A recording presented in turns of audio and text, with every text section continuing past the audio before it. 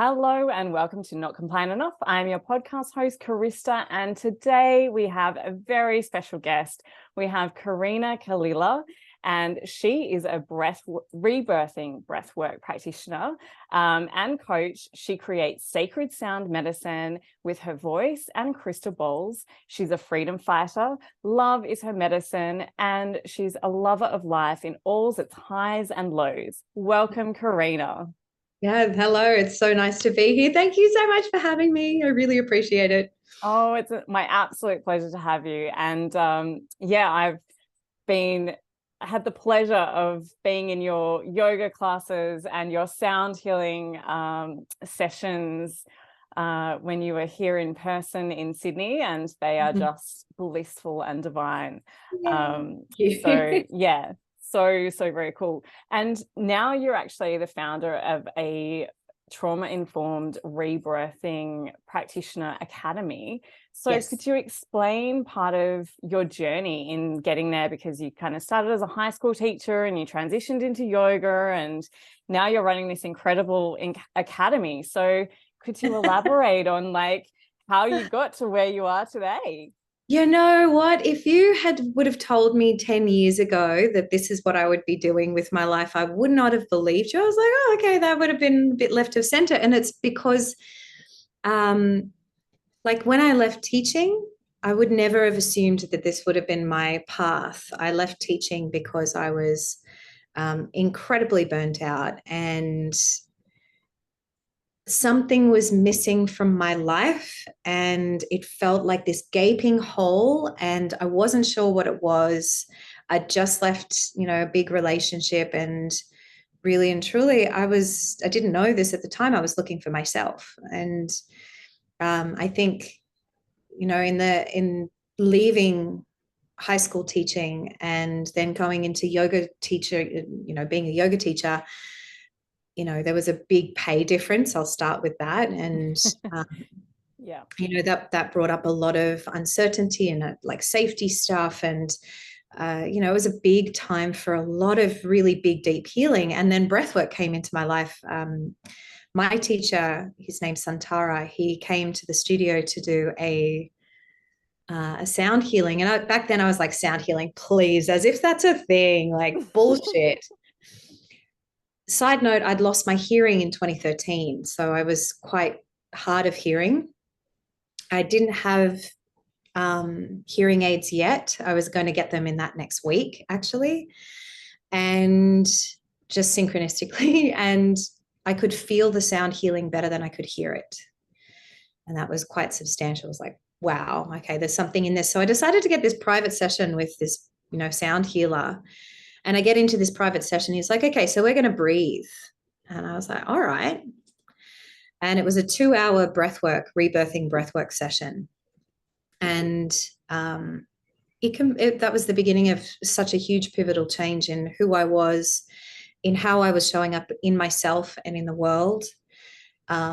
It cleared away so much of my stuff, like anxiety, depression, gone, PTSD healing. Like, it has been such a deep coming home to myself and a remembering of who I really am. And I was hook, line, and sinker. I was like, yes, I'm in, take my money. And so I was spending like a little under half of my weekly wage on sessions with this breathwork practitioner, one session a week or a fortnight. I can't quite remember, but it was like nearly half of what I was being paid at the time. So I was living off scraps. Yeah. I knew that the breathwork sessions were totally worth it. And I was just like, I'm in. And yeah, one thing led to another. I hadn't planned on being a breath worker. And I just followed my heart and followed my intuition. And in 2020, when the pandemic hit, I had clients all over the world. I was working in Bali for one of the big sound healing centers here as a breath worker. And in the pandemic, heaps of people reached out to me and said, can you breathe me? Can you breathe me? Can you breathe me? And then they were like, can you teach me how to breathe, how to do this? And I was like, Yeah, okay. I sort of thought to myself, I don't know if I'm qualified, but the background in teaching, I know how to write programs. And so it was just, and of course I'm a teacher. So thank God for the people that were, that I was supporting, and that they were supporting me in actualizing this dream of actually an unknown dream. I'll say that because I had no idea that this would be what I'm doing. So the training started, and then I was like, this can't be the Karina Kalilah training. Like, that sounds really stupid. I'm going to start a breathwork school. Yeah, Because not wow. only that, there was a lot of there's no regulation in breathwork, and I was seeing a lot of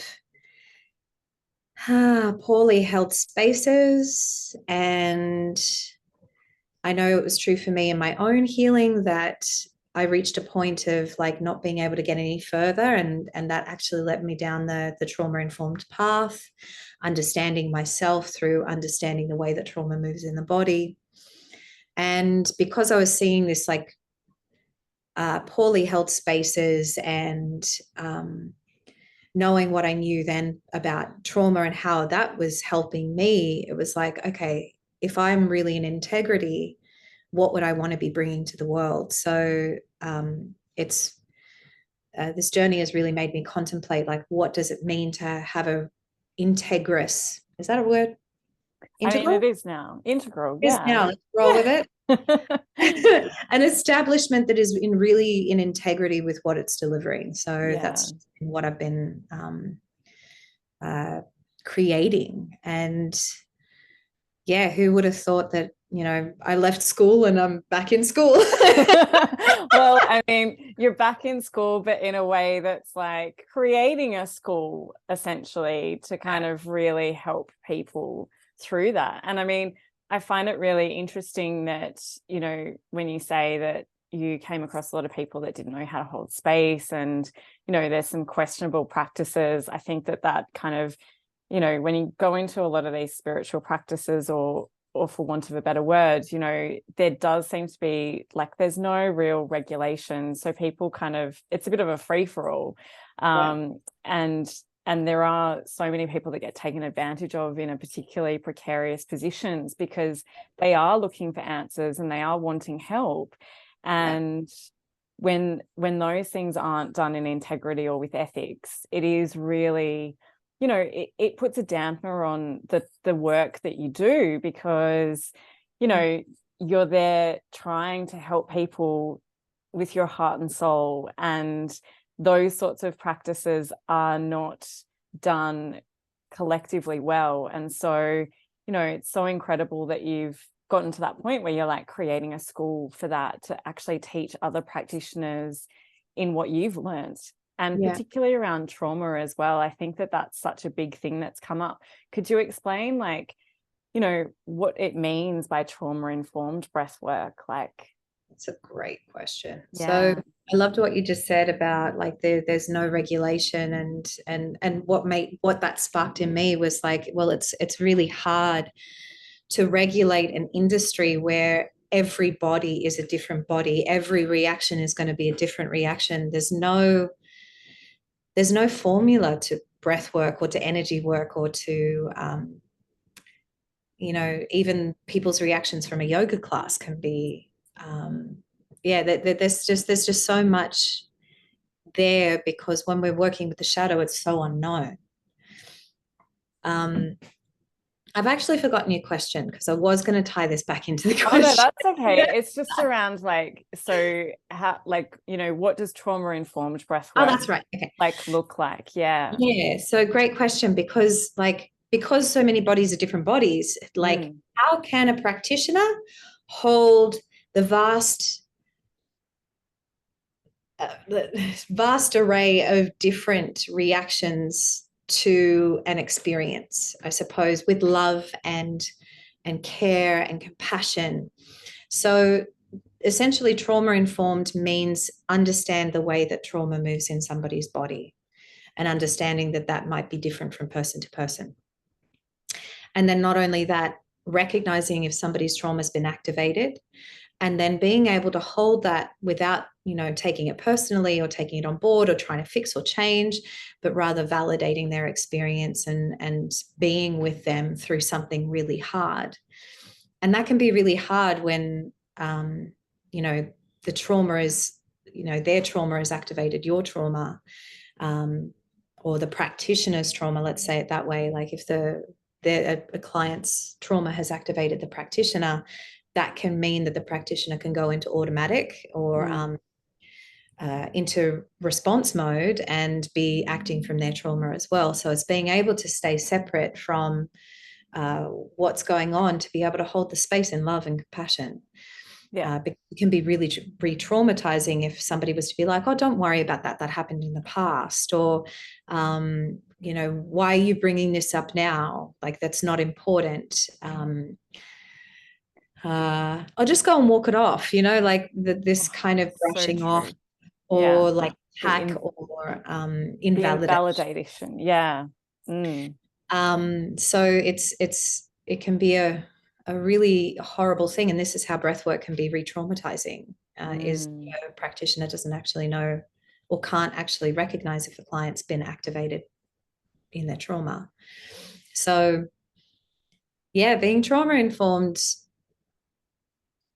probably most people who've done, their 10 sessions could do it naturally, to be able to hold that space and hold that space in love. But people who have just done a training, done it really quick, haven't done a lot of breathing themselves, would probably not be able to understand the importance of being able to hold that space with somebody. Yeah.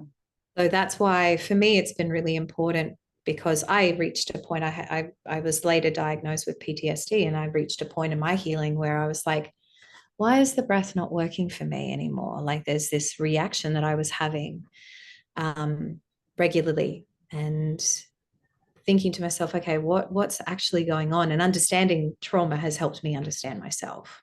It's like, oh, okay, this is what's going on. And because of that, like sometimes that reaction still comes up, and I can just be like, all right, I'm going to love and accept myself, because this is part of, my programming, and I'm here to love even that part of myself. Yeah, so that's an advanced practice, but still a practice. Yeah. But also you make such a great point. Like, everyone experiences things very differently, and everyone goes through those healing journeys in a very different way too. Like not one thing is going to help everyone. Like, it's a bit of trial and error. Like, you said that you spent a lot of money on your breath practitioner. Like I've gone through that process as well, of like EMDR and NET. And you've done EMDR. Yeah. Like an acupuncture and, all of those different things. And you get to that point where you're like, okay, like I know what's working for me and what's not, but also there's so much more out there than what we get fed as like the answers to things. And it's so great that you bring these sorts of practices to more people and bringing it worldwide in the way that you do, but also you share your story so candidly and with such vulnerability as well. Like, I guess, and feel free to share as much or as little as you want, but like, recently you've kind of shared a lot about your journey and your past and things like that. Like, is that because you've gotten to this point in yourself where you're like, I'm ready to go there and actually, share what I've been through so that people can understand where I'm coming from? Or, can you explain how you got to that point of like, yeah, I'm letting it all out. Like, this is how it is. I think I know in my bones that so many of us, and probably the listeners that are listening to this can relate to this. So many of us have had so much shit happen to us, and shit happen around us, and we've been programmed in a certain way that we can actually unprogram, side note. But what I understand is, if I have this, I'm not alone in having this experience of having a really challenging life, or some of my life has been challenging. I've misunderstood a lot of my life. I've misunderstood my parents a lot. And in saying that, the healing process has gotten me to a point to realize that I've got nothing to be ashamed of, even though I still feel shame about it. But some aspects of it, they're like, I'm not fully healed. I don't sit here in front of you a fully healed person. But if I start speaking about it, we can dispel the shame together. Yeah, And absolutely. you don't really need to, how do I say this? If we can dispel the shame, we step away from being the victim. We step away from that being our story. We step into like, okay, that happened to me. That was shit. I'm going to love myself anyway, like I keep saying. And we can all step into a more confident, more loving, more compassionate, more connected, more inclined to seek relationships, that kind of bond with other people. And therefore, like, be able to hear each other's pain and not have that be a triggering experience. And, because we'd be able to meet each other in love and acceptance and so on. So I think for me, the reason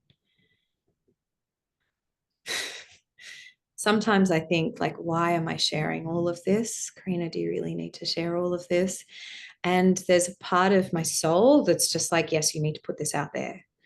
And yes, people need to know about this. Yes, people need to recognize that they've got nothing to be ashamed of because they had a really hard childhood, or because they have a really shit relationship with their mother, or because these, wounds, marks, scars, really do have an impact on how we relate to each other, friendships, co-workers.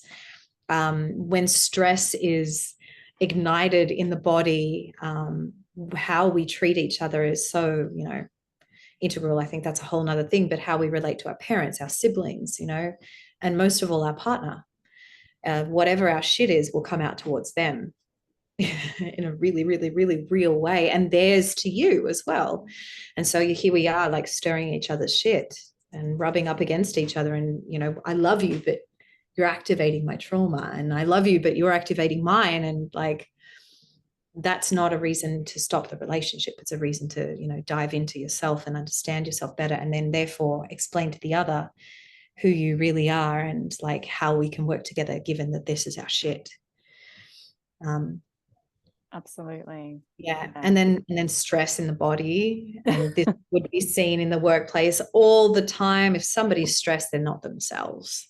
Absolutely. And I guess that sort of brings me back to when you said that you were a high school teacher and you were burnt out and all of those things. Like, can you it feels like a lifetime ago, but what was going on for you then, and how did you recognize that in yourself? Because it is so easy to get in it, right? It's so easy to be in that way and to just push on because that's what we're taught to do, and that's what workplaces want from us. How did you get to that point where you're like, enough is enough? I'm going to blame myself. Yeah, no, absolutely. I learned, excuse me, at a very young age that my value was tied in with how hard I worked and how much effort I put into something and how high my scores were and so on. And I think once I got into school, because I went through a real rebellious phase while I was at university, and took a lot of drugs and drank a lot and partied, and took me quite some time. I spent a bit of time like after university not working schools, so like I didn't go university school, which I'm grateful for because it gave me some world vision. But once I got into school, I put my heart and soul into the work. And also because I'd always had mental health issues, I dove into the mental health arena at the school and,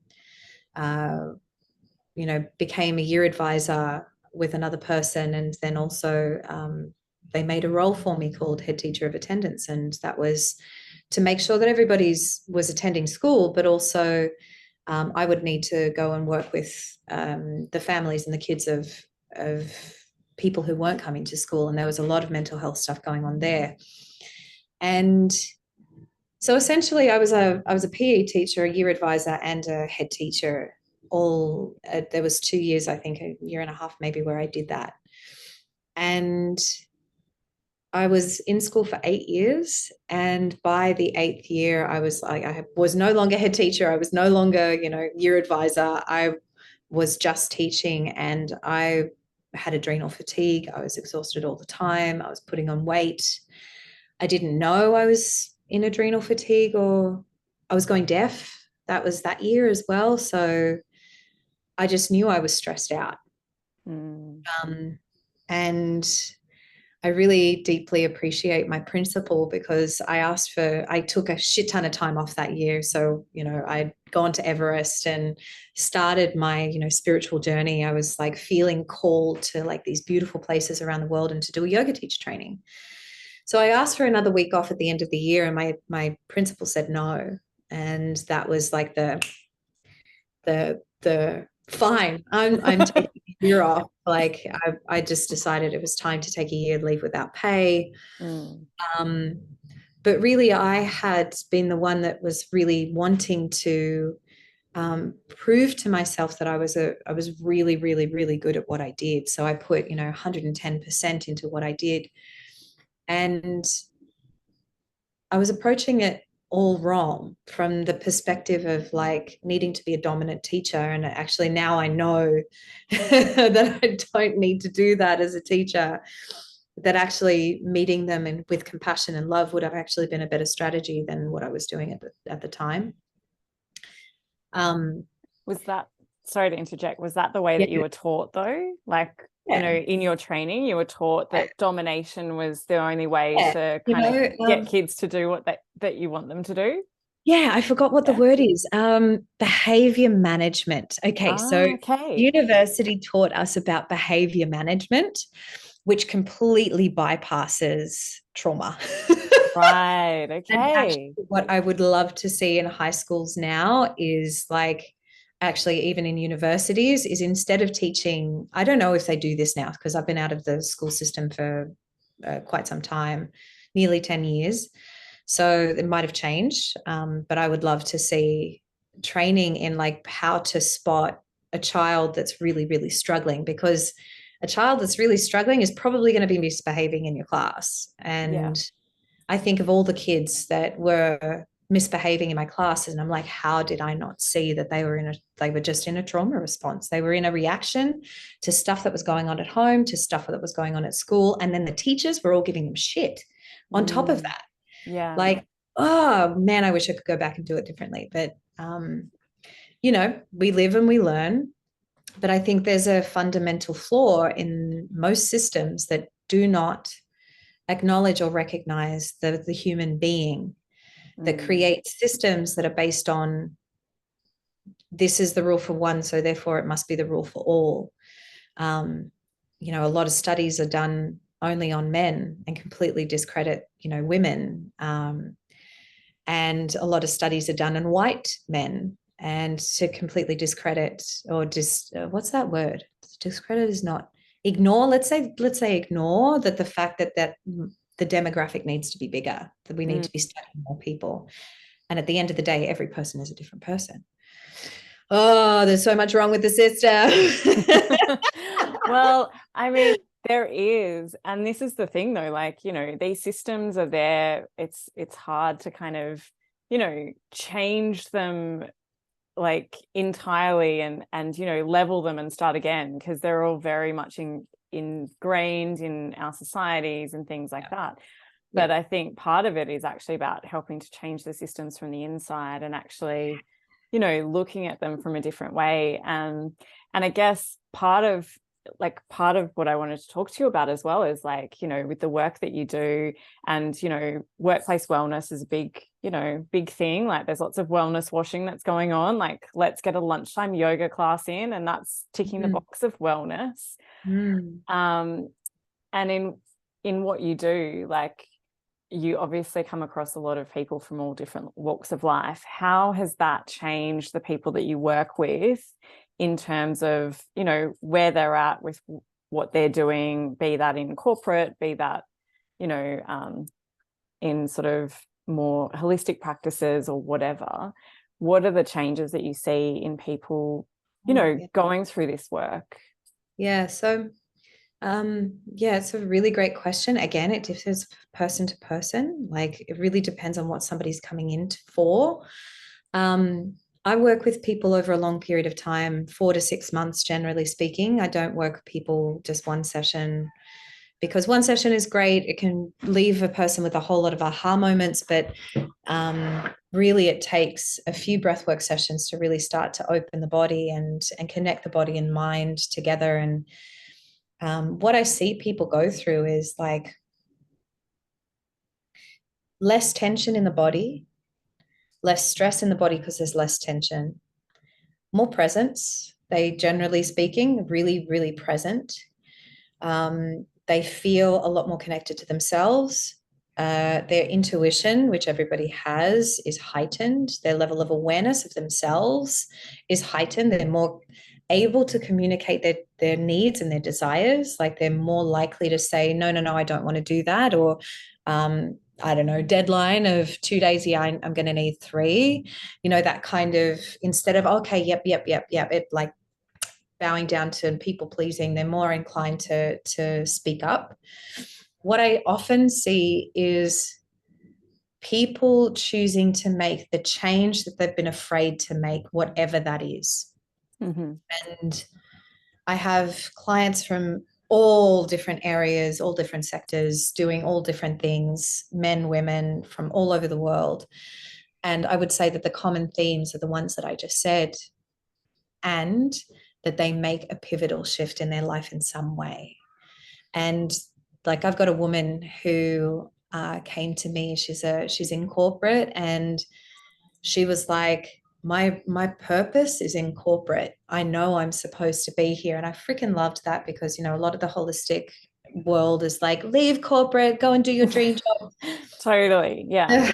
There's so much of that. And it's actually not helpful. Really true. No, it's really not, because it makes people, am I supposed to be leaving? No, not necessarily. Yeah. My invitation is for each person to go and live your dream, your heart's desire.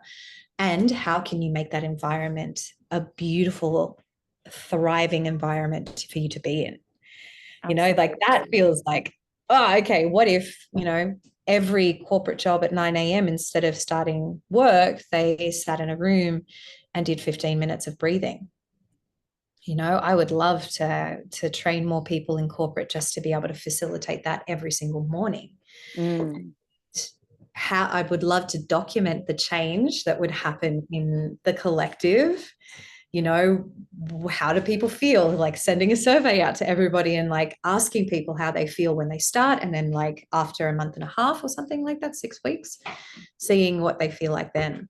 I don't know, that just like yeah, I mean, like, when you talk about studies, like, that would be incredible. There are so many studies that have been done, particularly around stress. And, stress is a massive factor of so many different illnesses and diseases and, heart attack and all different sorts of things. And, for something as simple as breathing to be able to mitigate so much of those responses to your body, because that's essentially how you have the dis-ease happening in your body, is from those stresses and those emotions that are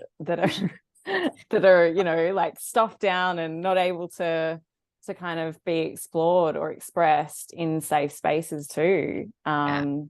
It would be fabulous. Well, like, I really feel like feeling your emotions is a skill. And like, knowing when it's safe to feel an emotion and how to feel that emotion, and there's it's a skill that needs to be taught. And I would love to see, like, far out, I just had a thought as you were speaking, like, what if corporations decided to have a resident breathwork practitioner? And I think some have counselors. I have heard of a few.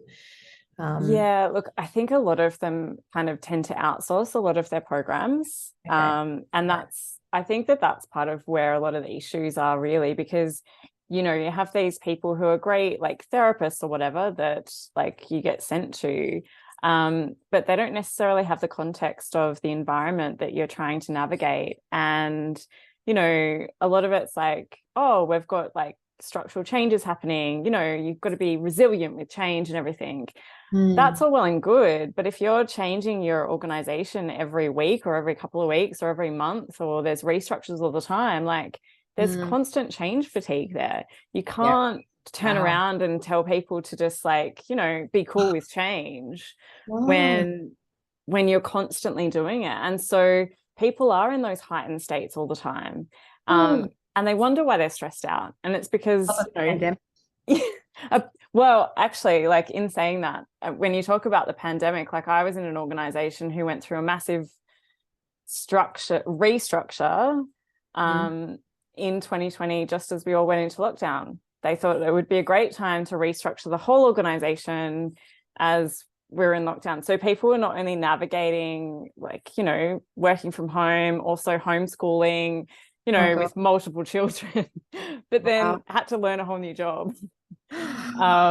And then I had other friends of mine who were working in government organizations who were like stood up in the pandemic to take on a completely different job because they needed people to process grants or, you know, different kind of handouts and whatever.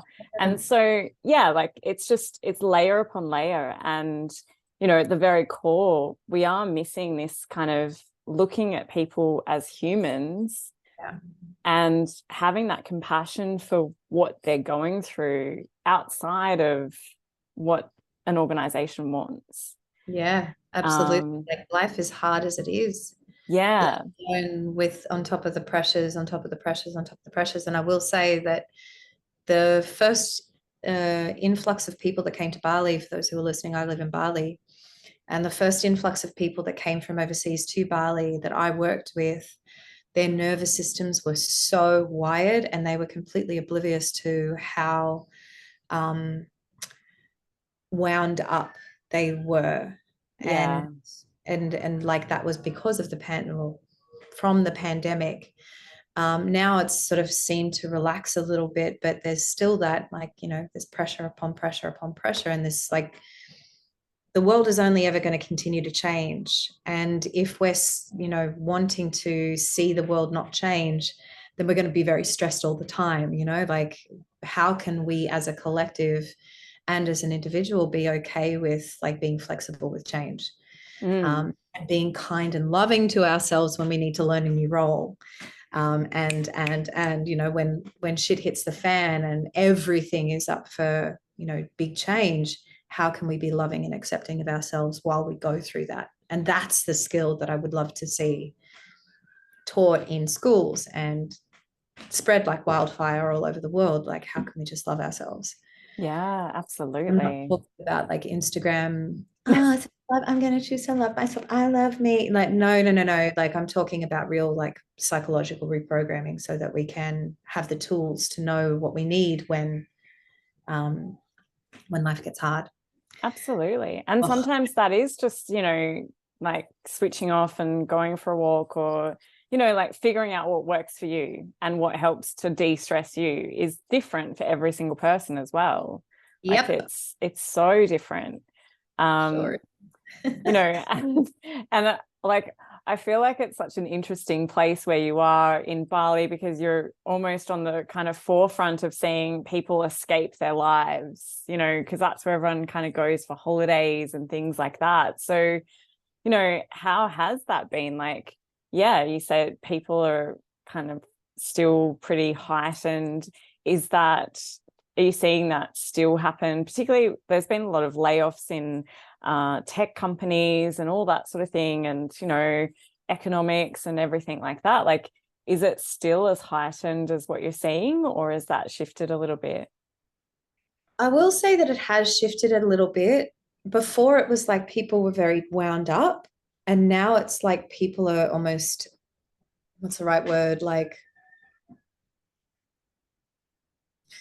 they're oh goodness me, what is the word? I've just lost the word.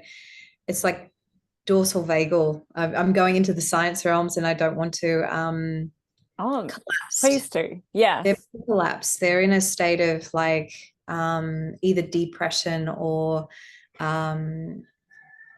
heightened anxiety hasn't been something that I've seen a lot of. It's been more like, I give up, that kind of, Right. oh, there's a word for it. I can't think of apathy. There we go. Yeah. And not only that, apathetic, sad, and also like searching for something. Like, this is what I'm doing isn't good enough. Like, I really need to find myself. That's what I see a lot of. And I suppose it's changed from having been, wound up nervous system to that collapse that happens after the anxiety. Then actually a person will naturally go into like, oh, the anxiety is too much, I can't deal, collapse. Yeah. But to me, it kind of makes sense. Not only that, there's a lot of the world that seems to be going through phases of grief and Absolutely. loss, and these emotions, like during the pandemic, a lot of people were so angry and fighting for something, and fighting against each other, and now it seems to be like, well, that was really hard, but I don't know how to work with my emotions. Like, how do I feel grief? And if we keep putting the brave face on and I'm fine, I'm okay, I'm fine, like there's going to be, this is how we go into states of depression, because we're depressing an emotion, Yeah. and not allowing it to be there, even though it's really hard.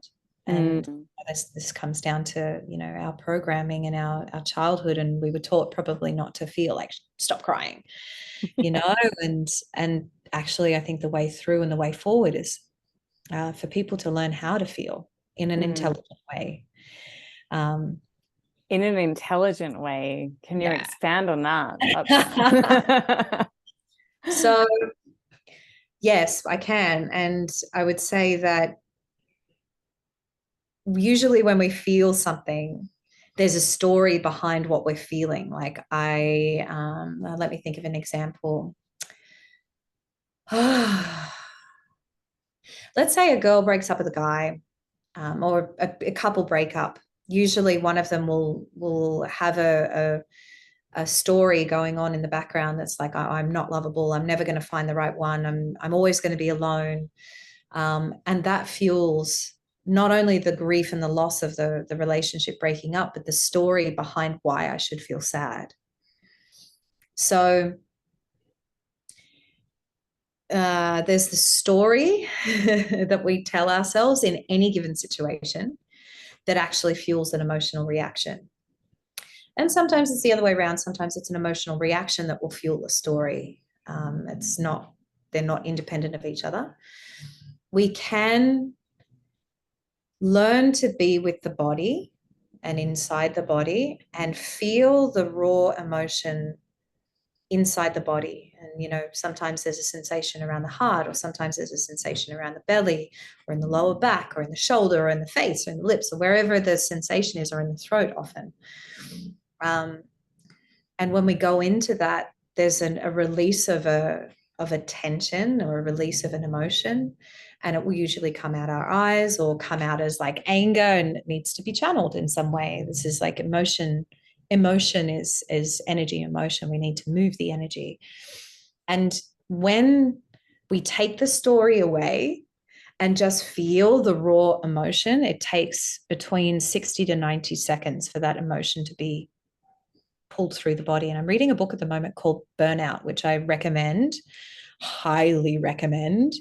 And it's all about stress. And it talks about the stress cycle completing when a person actually gives themselves permission to feel whatever that emotion is. And at the end of that stress cycle, they'll go, they've just finished crying, and that's the end of the stress cycle, and then that's done. And in the psychology, in the brain goes, okay, that's done. We can compartmentalize that and put it in the long-term memory bank. Yeah.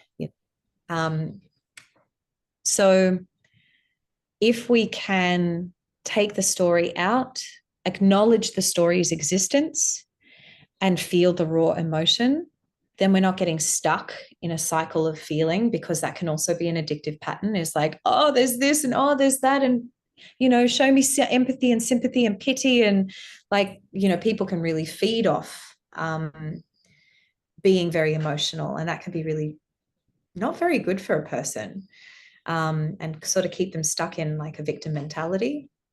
Whereas if we can like, okay, I'm acknowledging that I'm stressed right now, what's in here? I'm noticing that I'm telling myself a story that I'm not good enough. And what's the emotion underneath that? Sadness. Okay, thank you everything for communicating that with me. I'm going to feel that.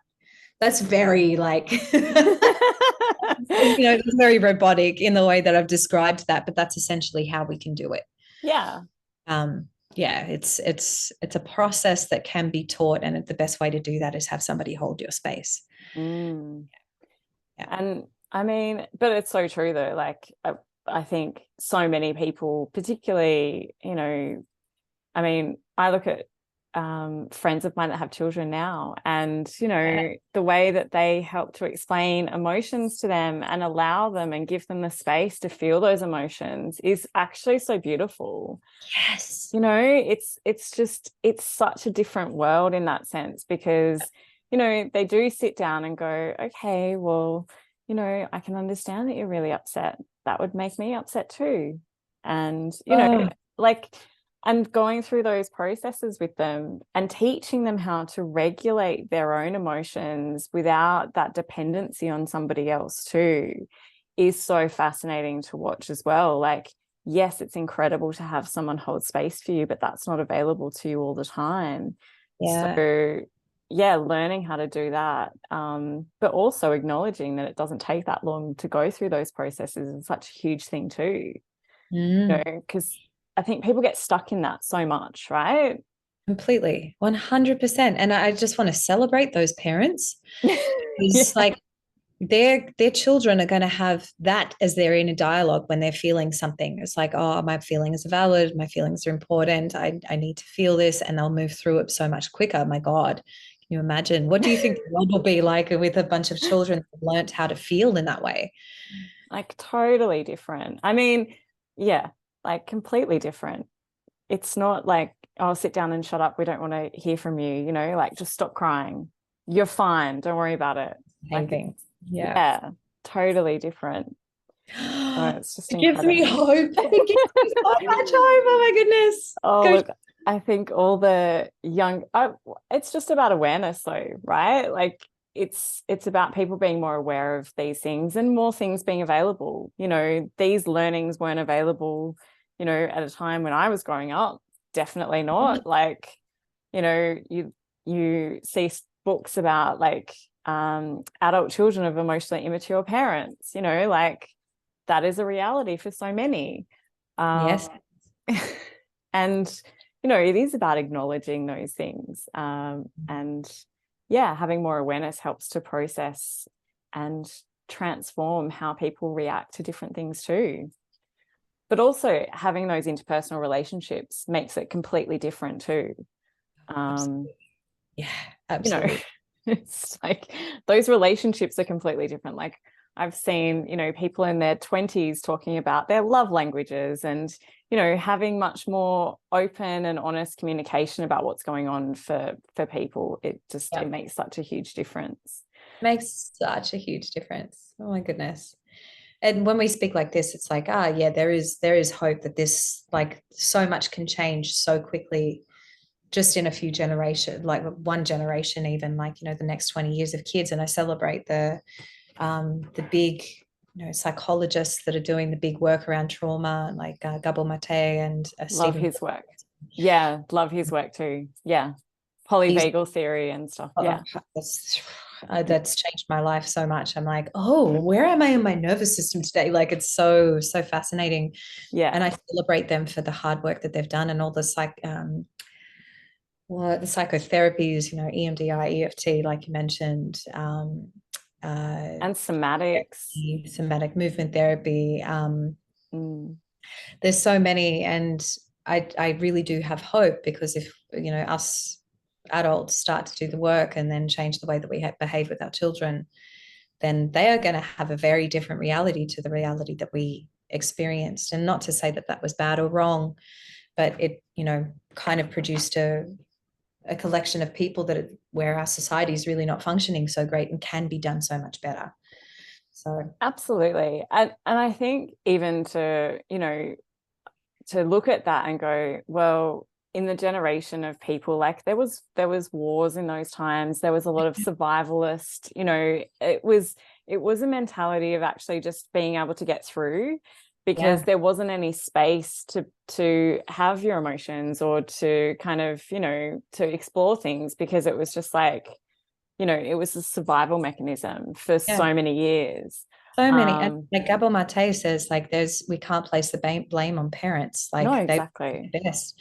And I really love that, because like, you know, when we're going through this healing modality or modalities and, you know, trying to heal our heart, we're trying to find a place to place blame on, you know, why am I like this? It's your fault. And I'm guilty of that. Mom and dad, I'm sorry. And like, you know, if we can come back to love and recognize that they were just, you know, children that were traumatized themselves, and, you know, their parents were traumatized, and so on. It's like, you know, we can change the story from trauma to love very, very absolutely easily. And actually, like, you know, I made a couple of notes before we chatted, and there was a post that you put up that said, you know, I am not my trauma. You know, like, and I guess, does that come back to the stories and all of these sorts of things, like, as we've explored, or is that a bit deeper than that? I think it's very easy. I'm going to speak from I'm not going to generalize here and say, for me, it was very easy to identify with my trauma and identify that it was like I was a victim, and these shit things happened to me. I blame you for my pain, so on. It's very easy for me to do that. It was much, much harder for me to take responsibility in realizing that, hang on a second, if I'm not my trauma, who am I? And when I chose to take that stance, okay, I'm going to find out who I am when I don't identify with my trauma. When I choose to let that good story go, when I choose to let my blame, my victim mentality, when I choose to let that all go, who am I, and how can I be? Because what's come through is, it's sort of hard to explain, is I'm taking radical responsibility for myself, that I am the creator of my own life, that things happen through me, to me as well. Some things are karmic and happen, they're shit. And I have the tools that I need in order to overcome whatever happens. And I can work through my emotions and step into the, you know, who I really am, which is not traumatized. There's a part of my soul, and happens in rebirthing breathwork quite a lot. There's a part of the self that we uncover that's really deep, that cannot be touched by another human. And it's a place of love and bliss and peace. And it's not just in me, it's in so many, it's in all of us. I want to say it's in all of us, because so many of my clients have also reached that place of self. And in that place, I am not my trauma. I am oneness and God and love. And I see you as the same. And so I could never be traumatized if I live from that place. And yet I'm also human.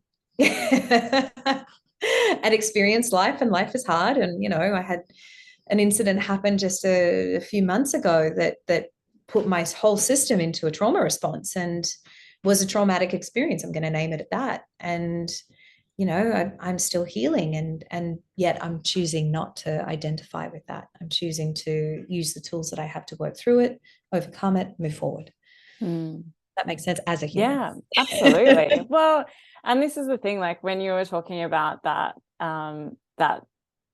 you know, that oneness, and that, like, I almost want to say inner child. It's almost like reconnecting to that inner child that was there, that innocence before anything happened, before you kind of really experienced the world in a lot of ways, you know, like, because you look at kids running around, and you know, they don't care. They're just like, they're seeing magic. They're realizing that they're in this world with things and stuff and each other. exactly. And it's like, wow. And we're going to go on an airplane. We're going to see big mountains. We're going to go to the ocean. We're going to see snow. It's like, what? And life is this huge, awful thing. Not awful. No, as in, yeah, awful. So much awe of everything. You know, you're in awe of like a tractor or a truck or a train or, you know, like an aeroplane. It's, yeah. And how is we wondrous things. Yeah. How as we as adults who've been scarred and shit has happened to us, how can we come back to that and feel safe enough to live from that? Even though, you know, life has been not so easy for a period of time, maybe. Yeah, wow. Yeah. And so that is what so many people through these breathwork processes get to. Yeah. Wow. Yeah. Some don't. Some, like, it's an interesting one. Some really do, and it's like, oh my God, here I am, and this is amazing. And some have a different why, a different, you know, lesson, a different healing that needs to happen first. Because, like, in order for us to be our most childlike, awe-filled person, we have to, like, create safety within ourselves before we can actually, you know, really show ourselves to the world. We need to feel safe within ourselves. Absolutely. Safety is elusive, like there is no such thing. And if we can feel safe within ourselves, then we can be childlike and sweet and funny and cute and all the things. So it just depends on where they are and whether or not that safety has been established, I would say. Yeah. And that's it's such a different thing for so many people. Like, if they've not come into a very safe kind of family or household, or, you know, that looks and feels very different for so many people too. Like, you know, safety is relative to how people feel, right? Completely. Yeah. I've got a question for you. What is safety for you? That's a really good question. And it's taken me a long time to get to that, because I actually grew up in quite an emotionally and physically abusive household. Oh, yeah. So safety for me has been actually not using work as a safe space, and actually finding safety within myself, and creating that safe space for me without a codependency or an enmeshed kind of dynamic. Yeah. Yeah. And what is that safety? Like, could you describe for me, like, what does it mean to be safe inside yourself? What is that to you? So for me, that is like being comfortable in my own body. Yeah. Yep. And it is being comfortable in my own body, but also not critical. Tell me more about the critical. Oh, I grew up with lots of criticism. So, like, and also looking a little bit different. So having red hair, kind of got like lots of hair. Thank you. But also children are mean. So, yeah, you know, lots of bullying and stuff like that. So I think, yeah, coming into feeling like being okay with how I look and how I show up, and also speaking my truth and my voice. And so that has been a big thing. And also kind of why I started a podcast, like, for being able to speak truth and speak my voice without being kind of, you know, silenced in a lot of ways. Yeah, amen to that. Amen. Yeah. What about you? What is safety for you? Yeah, I would say I would echo quite a few of those pieces, like feeling comfortable in my body, feeling relaxed in my body, doesn't matter what size it is. I'm feeling comfortable and loving and relaxed in my body. And I would actually say that when I go into dis-ease, like when I have some sort of illness, that's when I'm most mean to myself, which is really interesting. And when I'm mean to myself, I don't feel safe. So just to flip that on its head, I think safety like creating safety inside myself has meant being really kind and loving to myself. And that's not easy. Like, especially when we've been programmed and my inner parents are like, you're not doing good enough. It's like, you're not lovable. Like all the programming that I've grown up with, trying reprogramming that takes time and energy and effort, and then different circumstances, like, ignite different things. And so it's like this constant learning how to feel safe inside myself by speaking to myself like I would speak to my lover or my best friend. So true though, like it's so easy to be kind and loving to other people sometimes than it is to be to ourselves. Oh, totally. It was so, well, like, being critical of ourselves as a coping mechanism. It's like keeps us safe. Yeah. If I'm doing really, really well at work, then I won't get scrutinized, and therefore I'm safe in my job. Yeah. So like that's just one example. So criticism, it has a job. It can unlearn how to be critical and actually still be just as productive. Yeah, I think there's space for like kind criticism, not necessarily just like criticism for the sake of it. Yeah, but also recognizing that if I'm not feeling like doing it, am I tired? Am I procrastinating? Am I in a trauma response? Am I stressed? Is it all too much? Am I bridging overwhelm? Like, okay, what's really going on here? Having that awareness in moments when I am wanting to criticize myself. Why am I doing that? Yeah, do you know what absolutely. I mean? Oh, completely. And actually, like I have read the study that procrastination is not a bad thing. It's actually really good because even though you're not necessarily doing it, you're still kind of thinking about it. And then it helps you actually get to do it in a much more thought about way. Like you've kind of gone through all these motions, and what you actually get to can actually be much more beautiful than pushing through something that 100%. You don't really feel like doing at that time. 100%. I do share this little story. I haven't actually shared this publicly yet, but I have been really struggling. I've got music on Spotify, I do. It's beautiful. My God, I'll share that in the links as well.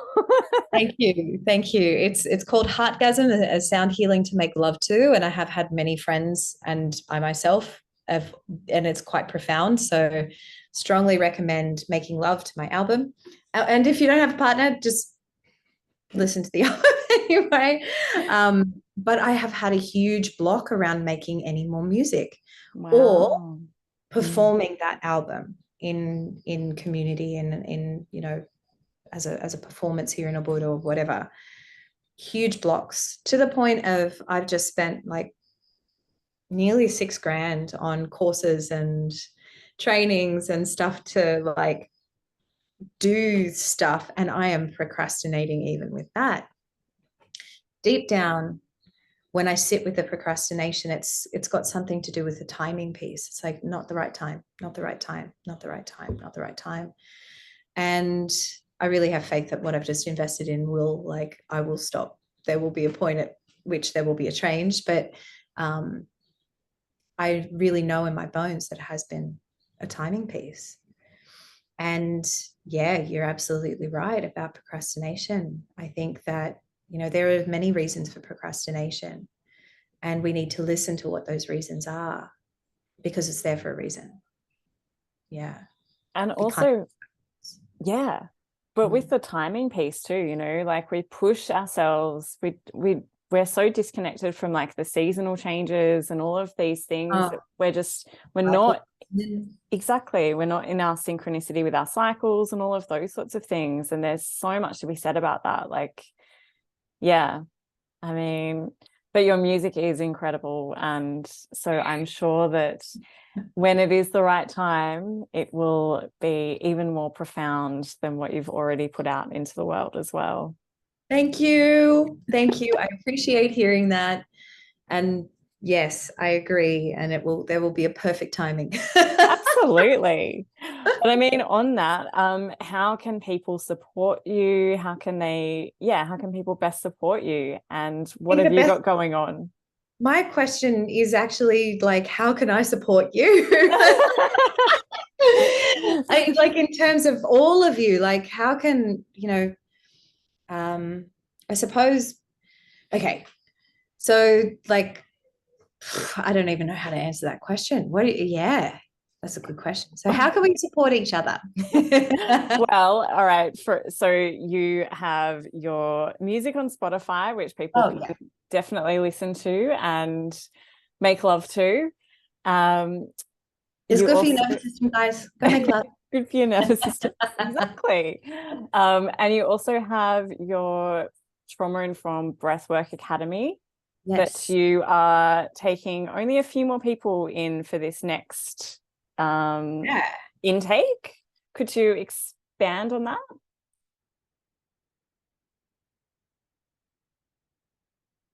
Time. And my internet connection is unstable. We've just dropped out. That's right. Have you got me? I've got you. Yeah, I've got you again. It's all good. Okay, so Bali Wi-Fi. That's fine. Yeah, the 10th of March, I've actually only got one spot left. And it's an online Rebirthing Breathwork practitioner training. We go through everything from how to breathe. You breathe yourself. You'll learn how to hold space for another. There is learning how to work through emotions, belief systems, what is trauma, how does it move through the body, the science behind the breath work, how to create a business around it, how to bring it into corporate, how to bring it into schools. Like there's a lot that goes into it. It's either a 3-month option where you just do the training itself. It doesn't certify you as a practitioner. Or you can do the 6 months, which will actually certify you as a practitioner, and you go through your own journey of having private sessions with me or one of the team. And it's quite a profound journey that helps people really step into the truth of who they really are and shine brighter. So there's that's happening in just 3 days' time. And then I've got another one happening in May. It's a 2-week training in Bali. So if people want to know more about that, yeah, it's amazing. It's really phenomenal work. So it's such an honor to be bringing it to the world. Oh, it's so incredible. It's just amazing. And I must say that your yoga classes with the sound healing at the end were like that. You were my introduction into sound healing, actually. And that was just, it's like yoga on steroids. It was just incredible. Sound healing is so profound, and it's just amazing. So honestly, thank you so much for sharing so much of your story with us here today, and really appreciate everything that you do. And thank you so much for being here. My goodness, thank you for bringing this work to the world. It's so necessary. I think, this is quite pivotal in bringing people or making people aware of how we can make systemic change and how important that is to the progress and the moving forward of our planet, because we can't keep doing it the way we've been doing it. We need to make a change. So thank you for doing the work that you're doing. Oh, thank you so much. Yeah. It's been an honor and a pleasure. Thank you so much, darling. Thank you.